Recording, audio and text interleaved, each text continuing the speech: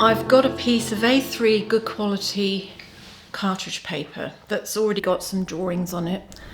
This is a really good way of using up old paper that you already have. So fold in half lengthways like this and make sure you do a really good crease line. You can use a bone creaser or your thumb. Fold it back the other way and just make sure that crease line is really good and tight. Then fold it in half widthways. And again, make sure the crease is really good. Fold it back on itself. Getting these creases really good will help you when you get to fold it. So fold into the middle.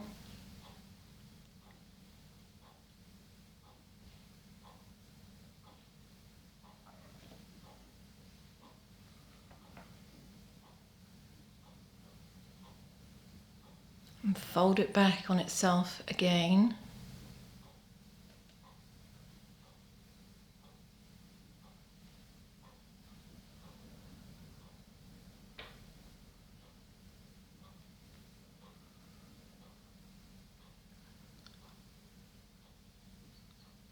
You're going to end up with 8 rectangles on this folded piece of paper.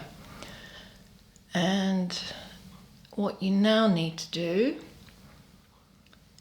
is get your scissors and chop from that fold line, but only cut to that horizontal fold, just there.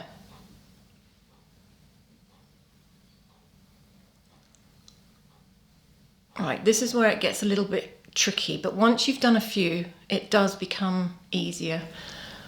What you're doing, you're just trying to actually put blank pieces of the back of that drawing together. So just have a fiddle and push the blank pieces together, and then just go back and go over all those creases again. That's why when you do the creases initially, it's really good to get some very sharp crease lines. It just makes this bit slightly easier. So this is the beginning of your little zine book, and this is such a good way of using up old paper that was going to end up in the recycle bin. And it's actually nicer to use an old piece of paper rather than a clean piece actually. What you now need to do is get your matte medium or PVA glue and just paint all the glue down the edges like this and push the edges together. Just try and make sure that you get all the edges done really well, but don't squidge any of the glue out so that it comes across onto your drawing side. Just put plenty of glue along all those lines and edges and near the folds. It's the edges that seem to poke up. So what you've done, you've folded all the blank sides into each other, and this has created your little zine book.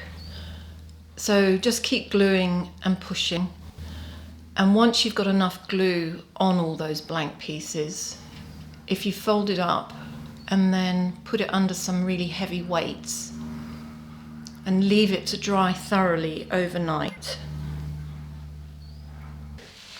So this is the little zine. After I've let it dry, what I do is I look at the drawings I've got already on this little book, and because the portions and the composition is completely different from the original piece of A3 paper, you can make up anything you want. I'm really into little houses at the moment, so I just continued that house theme, and I've used my acrylic paints, some little bits of photos from magazines, and I've just had a bit of fun. So see what you can come up with.